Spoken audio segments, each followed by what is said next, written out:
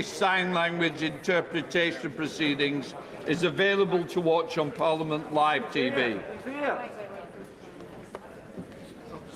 I don't think we need any more.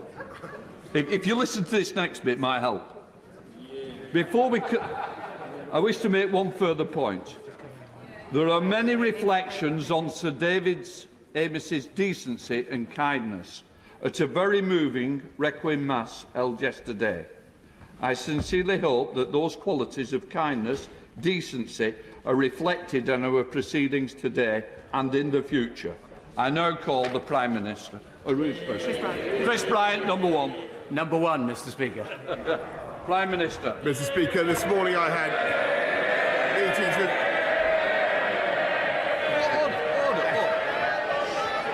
Thank you, Mr. Speaker. This morning I had meetings with ministerial colleagues and others. Thank you. Thank you very much. Immediately following PMQs, I will attend the Welcome Home march-in to thank all those involved in pitting our evacuation from Kabul. In addition to my duties in this House, I shall have further such meetings later today. Chris Bryant. I too will be attending I too will be attending in a few minutes. Nicky's 7-year-old son had 37 seizures a day because of a brain disease he suffered from. He's had surgery now, but it's a struggle every day to get him to stay in school. Nicky, is supporting the acquired brain injury bill because she believes that the government needs to have a cross-departmental strategy for supporting those who've had an acquired brain injury, whether that's rugby players with concussion and dementia, it's women who've been beaten in the head by their partners. It's people who've had brain injuries due to children who've had suffered from carbon monoxide poisoning, soldiers who've been in explosions. I really hope that the government is going to back the acquired brain injury bill. But above all, we need a strategy to help the 1.4 million people in this country. Will he give us that? Prime Minister. I want to thank the right honourable member for raising this vital issue and for his commitment to this cause, his personal commitment. And I can assure him that we are studying his proposed bill and working to ensure that people do get the support for the acquired brain injuries that they have received. And what we can certainly pledge at this stage to do, and I hope this will be of some use to him and the many who care about this issue in the way that he does, and as I'm sure members do across the House, the Department of Health and Social Care will lead on the development of a cross-departmental government strategy on acquired brain injury and other neurological conditions, and I'll be very happy to share details with him shortly. Felicity Buchan. Thank you, Mr. Speaker. In July of this year, my constituency, Kensington, suffered devastating flooding,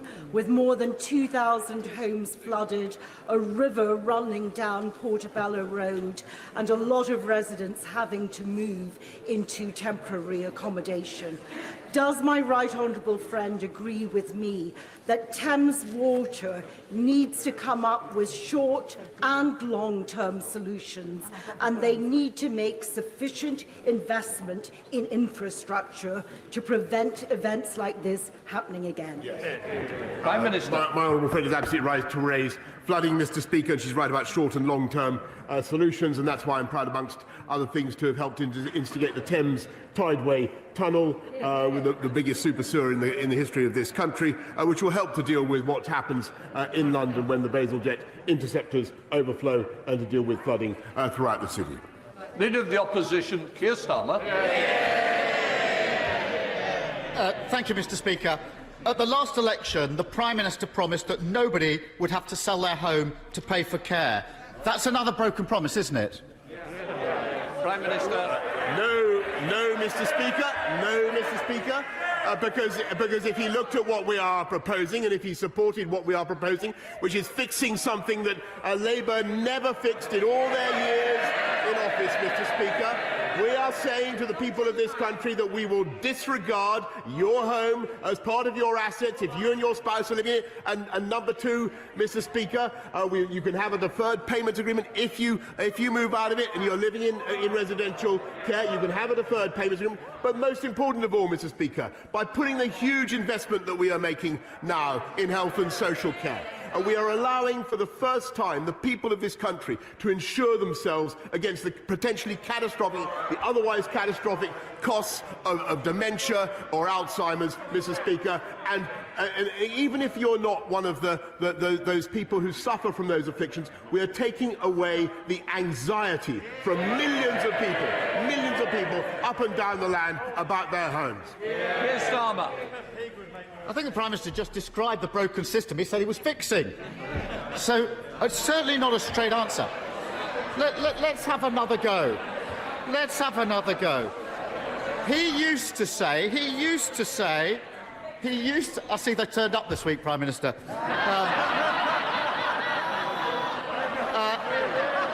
Mr. Speaker, he used to say that... Sorry. I don't think I need any further. Yesterday we had a very good example of the house being at its best in that church, in that cathedral. Please, let's show some respect. I want to be able to hear not only the Prime Minister but the Leader of the Opposition. Shouting each other down doesn't do you or your constituents any good. We need to hear the questions, and I certainly need to hear the answers. And if anybody doesn't like it, please leave now. Keir Starmer. Mr. Speaker, it's not a complicated question, so let's have another go. He used to say that nobody would have to sell their home to pay for their care. It's in his manifesto right here. On the basis of that promise, he then put up tax on every working person in the country. So has he done what he promised and ensured that nobody will have to sell their home to pay for care? Yes or no? It's not complicated. Prime Minister. No, it's not complicated, Mr. Speaker, because what we're doing is disregarding your home as part of the assets that we calculate. So if you go down to £100,000, that's the beginning where we will ask you to contribute. But your home is not included in that, Mr. Speaker. And they have absolutely no plan. They've spent decades failing to address this. And only a few weeks ago, Mr. Speaker, they failed to vote for the £36 billion that will enable us to fix this and to help people up and down the country, not just to fix the social care problem, but to pay for people to live in their own homes, Mr. Speaker, and receive the care they need in their homes. That's what this One Nation Conservative government is doing. Why won't it support it? Mr. Speaker has had two opportunities to stand by his manifesto commitment and he's not taken them. Well, it says he just has. So let's test this in the real world, Prime Minister. Under the Prime Minister's plans, a person with assets worth about £100,000, most of it turned up in their home, would have to pay £80,000. They'd lose almost everything. How on earth does the Prime Minister think that they can get their hands on that kind of money without selling their home? Prime Minister. Mr. Speaker, I'm going to have a third go at trying to clear this up in the befuddled mind of the right honourable gentleman opposite, because it is important, and the fact is that the party opposite have totally failed to address it. They haven't had the guts to fix this in all their time in office. It's something left over. It's something left over from the Attlee government, and we are fixing it. And let me repeat for the third time, Mr. Speaker, since your home is disregarded. Number two, even if you have a second home in your residential care, Mr. Speaker, you have a deferred payments agreement if you want. And number three, Mr. Speaker, we are allowing you to insure yourself for the first time against the catastrophic consequences by capping it at 86,000, Mr. Speaker. And now he stood on a manifesto to put the cap where, Mr. Speaker? At £100,000, Mr. Speaker. Keir Starmer. The question was very simple, and it's the question all of his backbenchers on. If you've got a house worth about £120,000, £140,000, how do you find £80,000+ without selling your home? It's common sense. Strip away the bluster, strip away the deflection, strip away the refusal to answer the question. There's a simple truth, and this is why the Prime Minister won't address it. People will still be forced to sell their homes to pay for care. That accounts... Why did they... Look at the vote the other day to see the answer to that question. They'll still be forced to sell their home. It's another broken promise. Just like he promised that he wouldn't put up tax. Just like he promised 40 new hospitals. Just like he promised a rail revolution in the north.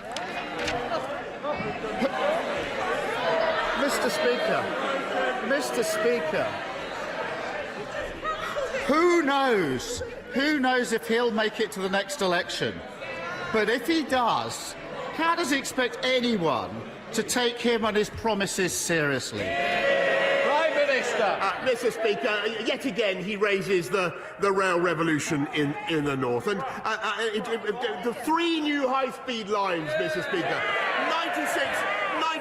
96 billion pounds. Nothing like it. Again, nothing like it,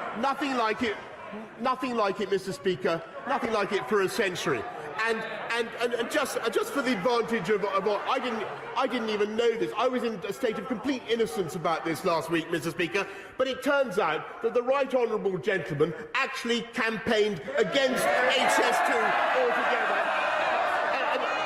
And said it would be devastating and said it should be cancelled. I can tell you something, Mr. Speaker. HS2 runs through my constituency as well. And I took a decision, even though it's been very tough for my constituents, I took a decision that it was the right thing to do for the long-term interests of the whole country. How can they possibly trust that man? Mr. Speaker, I think he's lost his place in his notes again.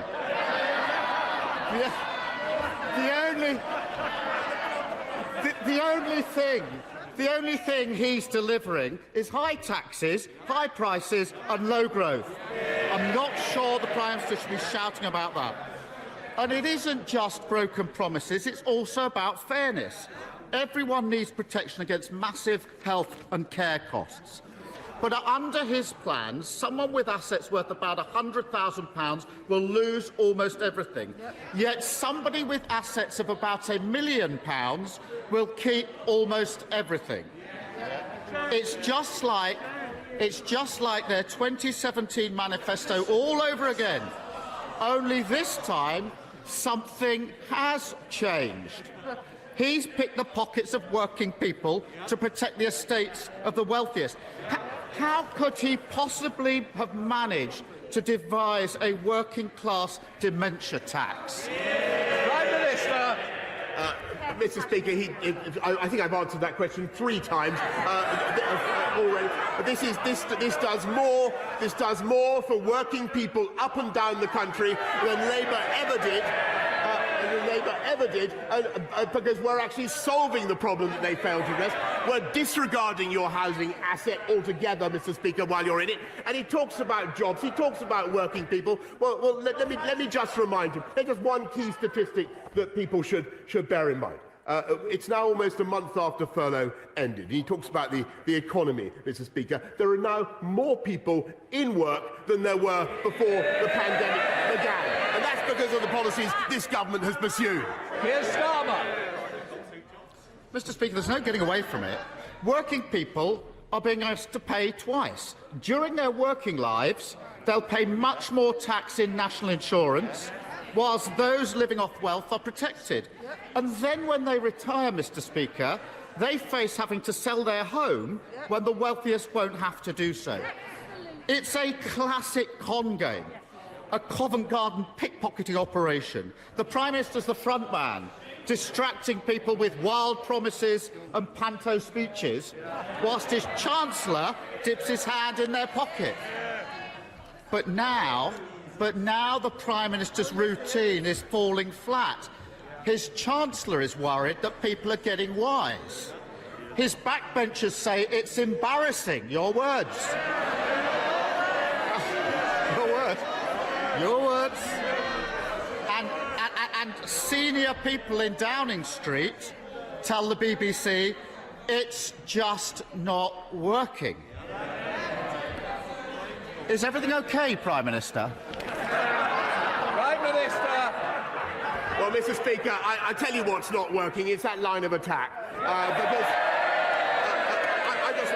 I just want to repeat. I want to repeat the crucial point, Mr. Speaker. We're delivering for the working people of this country. We're delivering for the people of this country, and we're fixing the problems that they thought could never be fixed. We're doing the things that they thought were impossible. And let me repeat: there are now more people in work in this country, jobs up, with their wages going up, Mr. Speaker, than there were before the pandemic began. And that is because of the policies that this government has followed.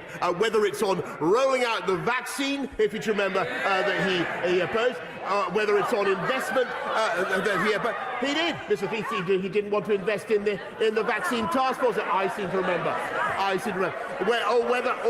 Or whether it is making the strategic investments that we have. If we listened to Captain Hindsight, Mr. Speaker, we would have no HS2 at all, because that was what he stood for. And if we listened to him, we would all still be in lockdown, Mr. Speaker.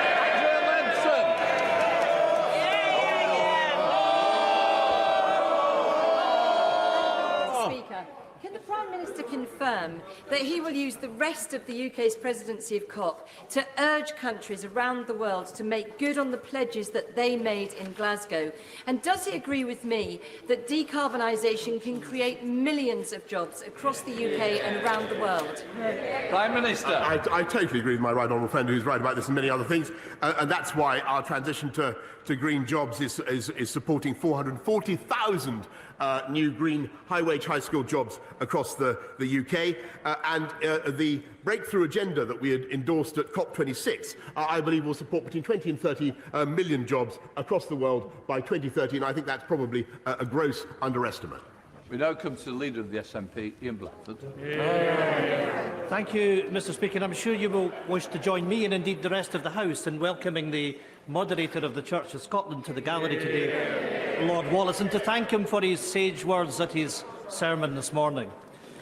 Mr. Speaker, the past few weeks have shown this Tory government at its very worst. A Tory sleaze and corruption scandal on a scale not seen since the 1990s. Tory cuts and tax rises that will leave millions of people worse off. A litany of broken promises, from HS2 to carbon capture, social care, the triple lock on pensions. And who can possibly forget the £20 billion bridge to Ireland that evaporated into thin air? At the centre of all this is one man, a Prime Minister who is floundering in failure. So, can I ask the Prime Minister, with his party falling in the polls, his colleagues briefing against him, has he considered calling it a day before he's pushed out the door? Prime Minister. Mr. Speaker, I think what the people of this country want to hear is less talk about politics and politics, and they want to talk about what the government is doing for the people of Scotland. And what the Scottish government is doing for the people of Scotland, which isn't enough, Mr. Speaker. But what we will do, he talks about infrastructure investment, and I can tell him that if he will wait till I think till Friday or later this week, he's going to hear about what we're going to do with the Union Connectivity Review to ensure that the people of Scotland are served with the connections that they need, and which the Scottish Nationalist Party has totally failed to put in. Ian Blackford. Thank you, Mr. Speaker. That certainly wasn't an answer to the question I asked, but we're used to that. And I didn't expect the Prime Minister to take responsibility, because he never does. But this isn't just about the chaos in the Conservative Party. It's about the state of the United Kingdom under his failing leadership. Because whilst the Prime Minister spends his time hunting for chatty pigs and staving off a leadership challenge from the Treasury, in the real world, Mr. Speaker, people are suffering a Tory cost of living crisis. Brexit is hitting the economy hard, but the Prime Minister can't even give a coherent speech to business. The Prime Minister's officials have lost confidence in him. Tory MPs have lost confidence in him. The letters are going in, and the public have lost confidence in him. Why is he clinging on when quite clearly he simply isn't up to the job? Prime Minister.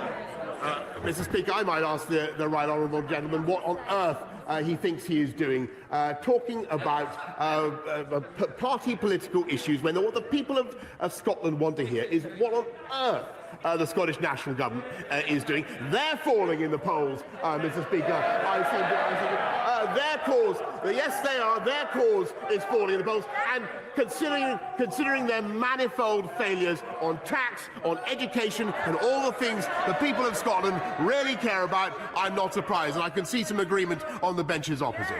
Jonathan Lord.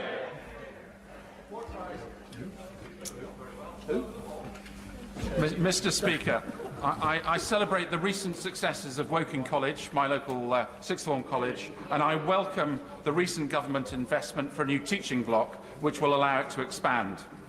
Many colleges and students find BTECs to be a really valuable qualification and course, enabling progress into higher education and skilled employment. Does the Prime Minister agree with me that we should protect student choice and keep BTECs as an option for students? Yes, Mr. Speaker, we will continue. I thank my honourable friend. We will continue to fund some BTECs where there's a clear need for them. But I must stress to him that we've got to close the gap between the things that people study and the needs of business and employers, and that's what T-levels are designed to do. Caroline Lucas. Thank you very much, Mr. Speaker. I rarely agree with the Prime Minister, but last week, when he said that COP26 showed that we can end our reliance on fossil fuels, I did agree with him. But that begs the question as to why his government is pressing ahead, not just with the Cambo oil field, but with 39 other oil, gas and coal developments, which would amount to 3 times the UK's current annual climate emissions. Now, I don't want an answer about all the things he thinks he is doing on cars and cash and trees. I want him to tell the House if he will leave those fossil fuels in the ground, will he cancel those projects? And does he recognise that if he doesn't, he will need to ask for forgiveness, not just for losing his place in a speech, but for losing the future of our children? Prime Minister.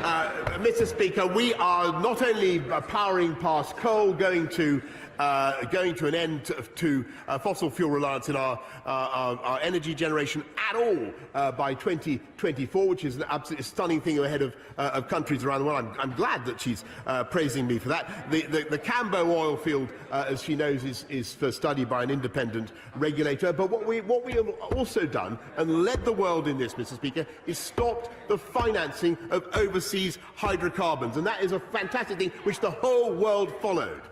Dr. Andrew Murris. Mr. Speaker, net zero, levelling up and building back better can't happen unless we have a massive increase in the supply of critical tech minerals like silicon, copper and lithium. But Beijing controls most of them. Noting China's recent tech minerals leverage on Japan, does he agree with me that the success of our green industrial revolution hinges on advancing our indigenous Silicon Valley? And free of the EU, what fiscal incentives can he now provide to make it happen at pace? Minister. I thank my honourable friend for that. And as he knows, there are some very, very interesting and potentially very lucrative sources of minerals such as lithium in this country, whose exploration, discovery and reuse we are encouraging. But secondly, on the tax point that he rightly raises, we're going to use free ports to ensure that we support them as hubs for the processing of those critical minerals here in the UK. Currents. Thank you, Mr. Speaker. In 2014, my constituent's 3-year-old son, Freddie Hussey, was killed by an unsafe trailer. Every year, 30% of people who do the B+E test fail it. And now the government is abolishing that test, unleashing thousands of untrained, untested, unsafe drivers onto our roads. Why is the government breaking its promise to grieving families to make towing and our roads safer? Prime Minister. I thank her very much for raising this with me, and I'm very sorry to hear about the tragic circumstances of Freddie's death. And what we want to do is to free up B&E licensing time so that we get more people qualified as HGV drivers. But that cannot compromise road safety, as she rightly says. So we will review the legislation and its consequences at regular intervals. Thank you, Speaker. On the 2nd to 5th of December, Lincoln will be hosting its world-famous Christmas market in the grounds of the historic Lincoln Castle. And it would be remiss of me not to invite my right honourable friend, the Prime Minister, and yourself, Speaker, and all other colleagues, even the opposition front bench, to come and enjoy the marvellous long weekend of festivities. However, what is less than marvellous for my constituents is the levelling down of Lincolnshire's highway maintenance grant by 25% on 2019 to 2020 levels. Can my right honourable friend use his influence to cause the Treasury and DfT to revisit this unfortunate decision? Restoring this grant back to 1920 levels is imperative to the safety of my constituents, whether in vehicles, cycling or walking, as I would hope my right honourable friend would agree. Minister. Well, I thank you very much for this question. I'll do my utmost, as I'm sure all other. He's invited everybody, so I'm sure a lot of people are going to be going to Lincoln. I hope, but I'm sure that my right honourable friend, the Secretary of State for Transport, would have listened very carefully to what he had to say. Hannah Baldwin. Inexplicable, Mr Speaker, is how former Vaccine Task Force Chair Kate Bingham described his government's decision to cancel its contract with Livingston-based vaccine developer Valneva, a company the Prime Minister has himself visited. She also noted how shoddily Valneva have been treated and how damaging his government's decision has been for UK life sciences, exports and for jobs in my Livingston constituency, where a state-of-the-art vaccine manufacturing plant now lies unfinished. There has been no apology to the incorrect statements in the House, so can the Prime Minister please meet with me and representatives from Valneva, and will he tell me whether his government has tabled any proposals to reach an amicable resolution which was promised at the dispatch box, and if not, when will he do so? Minister. Yes, I thank her very much. And I was personally very disappointed when we couldn't get approval for the Valneva vaccine in the way that we had hoped, and I know how disappointing that was to colleagues in Scotland. I will certainly make sure that she gets the relevant meeting. But what we are doing is investing massively in this country's vaccine capability across the country, so that we are prepared for the next pandemic. And I very much hope that Valneva will be part of that. Nigel Mills. Thank you. We know that serious side effects from the COVID vaccines are very rare, but for my constituent Sarah Kite, that wasn't the case, and she suffered a very serious reaction, leaving her in constant pain and losing most of her eyesight, and she now can't work. The Prime Minister successfully and quite rightly speeded up all the vaccine processes except one, the vaccine damage payment system. Can we now get on with making those payments so people who have suffered these very, very serious reactions can get the financial support they need? Prime Minister. Yes.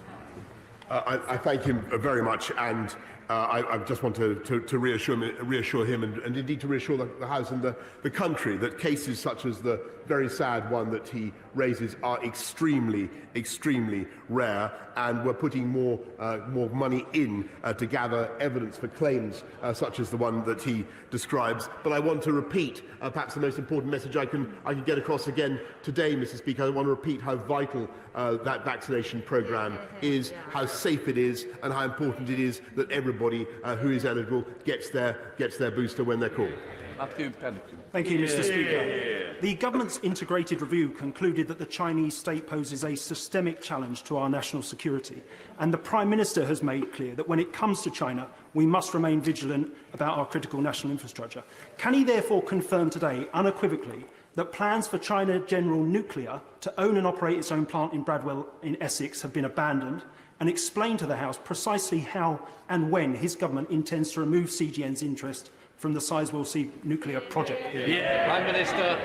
I thank him very much for his question, a very important issue that he raises, and clearly one of the consequences of our approach on critical national infrastructure, the National Security and Investment Bill, is that we don't want to see undue influence by potentially adversarial countries in our critical national infrastructure, and so that's why we've taken the decisions that we have.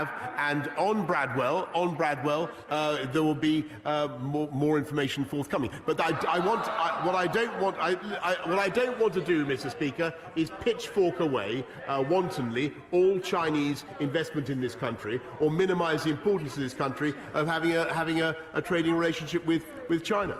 Daniel Kaczynski. Thank you very much, Mr. Speaker. The Prime Minister will be very pleased that Shrewsbury Conservatives are doing everything possible to help Neil Shastri-Hurst, the excellent candidate in North Shropshire. But he will also know that the #1 issue affecting Salopians at the moment is the £312 million that we've secured for a modernisation of our A&E services.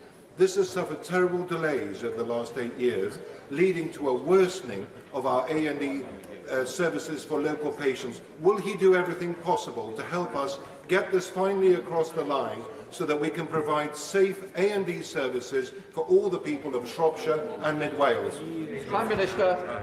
I thank him very much, and that's one of the reasons why we're investing £36 billion more in our NHS now to help cope with the backlog, the extra winter pressures, particularly on A&E. But it's also a reason why the booster programme is so vital, because we don't want those beds filled with COVID patients, and we don't want delayed discharges either. Thank you, Mr. Speaker. So far, his government have found billions for nuclear, but nothing for the Scottish carbon capture cluster, nothing for pump storage hydro, and now are at risk of failing the tidal stream generation, a technology Scotland's a world leader in. Now, the ask is for a £71 million ring-fenced marine pot in next month's energy auction. So the Prime Minister's got a choice: provide this money and allow continued scale-up and commercial success based on a UK supply chain, or see the manufacturing jobs move abroad. What's it going to be? Prime Minister. Well, Mr. Speaker, I'm so glad he asked that question, because I can tell him, and I can tell his right honourable friend, the leader of the SNP in Westminster, that we will be including a support for tidal stream. For tidal stream in the upcoming to the value of £20 million. Come on. Not to be sneezed at. Not to be sneezed at, Mr. Speaker. In the upcoming Contract for Difference auction, I've met representatives of Scottish Tidal Power. I think it's fantastic, original, inventive what they're doing. We want to support it. Sir David Evan. Mr. Speaker, Prime Minister, I've been out campaigning with our excellent candidate in Bexley, Sidcup, Louis French, for the by-election, and responses on the doorstep are very good. The opposition know nothing as usual. Can my right honourable friend confirm that he will continue to implement our 2019 manifesto and implement policies to ensure that we build up better for the whole country, including London, because this is what the electors in Bexley want? Yes, Mr. Speaker, I can, and I have happy memories over many years of campaigning with my old friend in Bexley and Sidcup. I can tell him that we are delivering on our agenda for the people of London, putting 20,000 more police out on the street and making sure that they get to outer London boroughs as well, and making sure that Londoners do not suffer from the crazed outer London tax that would see motorists penalised by the Labour mayor for driving into their own city. Thank you, Mr. Speaker. The Cherwell Larder in Kidlington does incredible work serving nearly 2,000 of my most vulnerable constituents, but at the moment there simply isn't enough food to go around.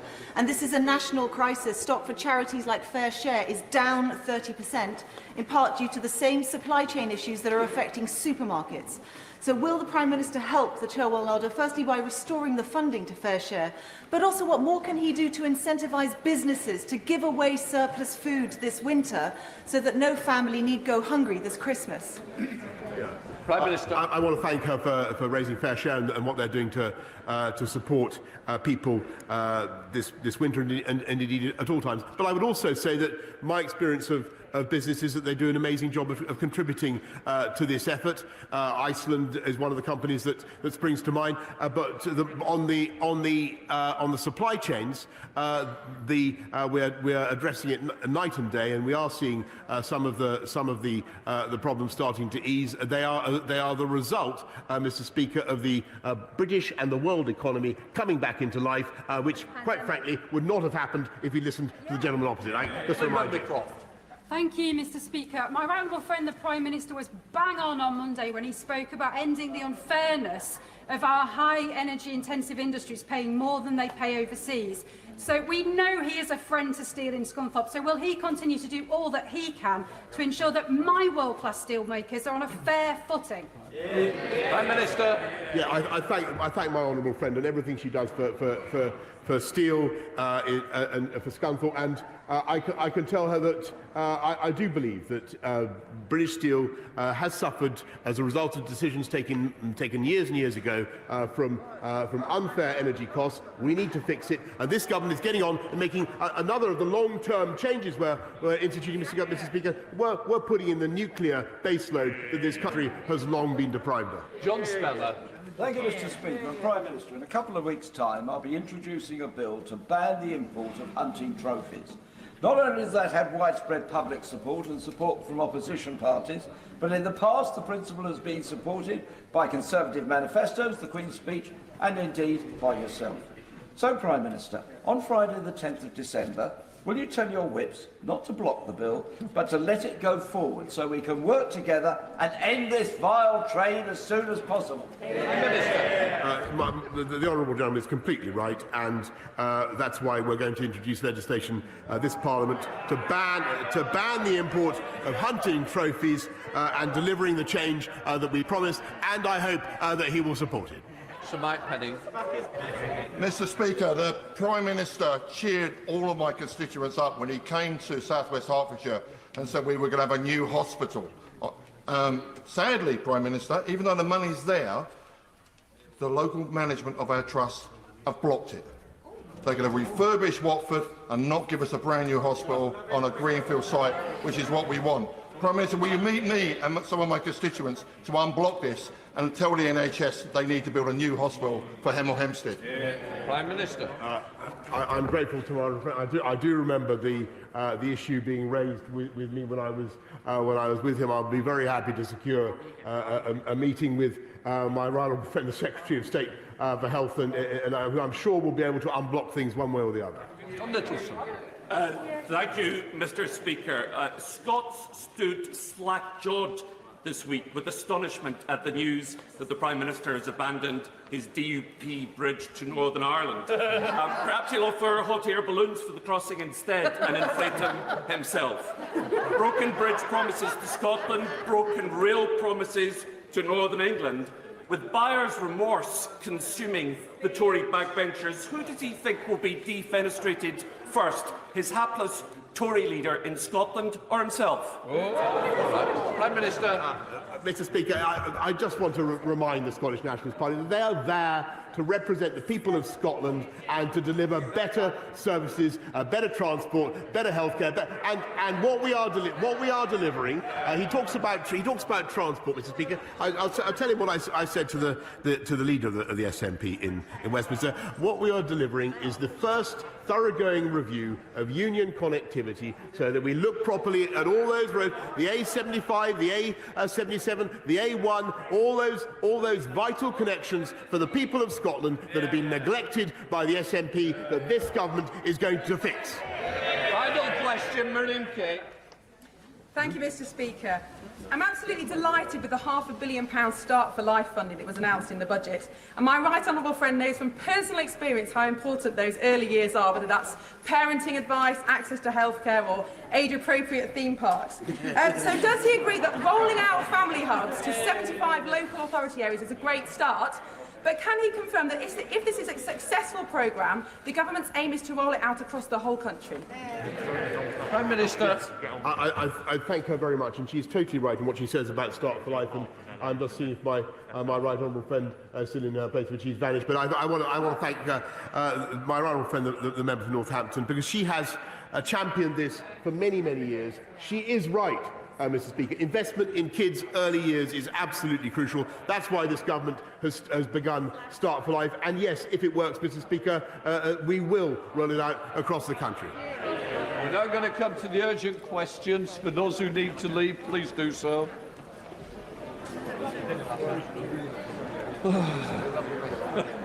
You're right. Too lively. I know. You're right. See you. No problem. Look after yourselves. Thank you. Thank you, Prime Minister.